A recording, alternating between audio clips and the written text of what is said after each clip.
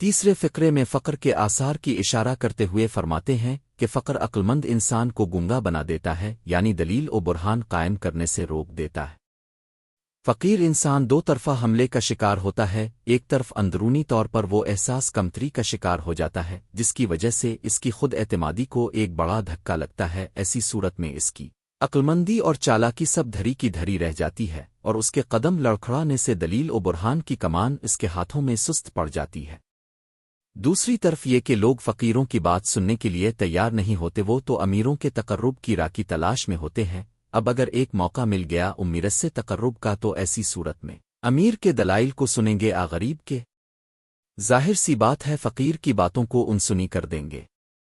اسی وجہ سے تو جناب لقمان اپنے بیٹے کو نصیحت کرتے ہوئے کہتے ہیں، میرے لال میں نے ہنزل جو بہت کڑوا ہوتا ہے اسے کھایا ہے اور ساتھ ہی صبر کا مزہ بھی چکھا ہے، لیکن فقر سے زیادہ کڑوی چیز میں نے نہیں دیکھا۔ پس اگر کبھی ناداری کا سامنے کرو تو خبردار اپنی ناداری کا قصہ کسی سے بیان نہ کرنا، ورنہ لوگ تمہاری قدر و منزلت کو گھٹا دیں گے۔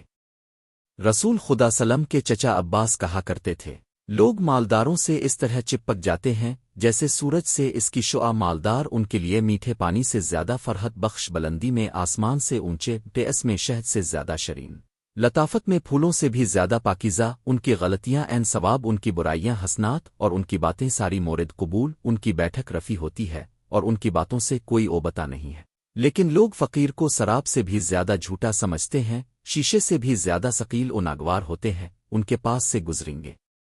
تو سلام کرنے کے روادار نہیں ہوں گے، اگر وہ دکھائی نہ دے تو کوئی خیر خبر نہیں لے گا، اگر لوگوں کے بیچ میں ہوگا تو لوگ اسے ماریں گے، اور اگر ان کے بیچ نہ ہو تو شماتت کریں گے، اگر ناراضگی کا اظہار کرے تو پس گردن ماریں گے۔ اس سے مصافحہ سے لوگ کا وضو ٹوٹ جاتا ہے اور اس کی قرات سے لوگوں کی نماز باطل ہو جاتی ہے۔ تو یہ ہے فقیر کی داستان غم جسے رسول اکرم سلم کے چچا نے سنائی، اسی لیے تو قرآن نے آگے بڑھ کے آواز دی، مال اور اولاد دنیاوی زندگی کی زینت ہے۔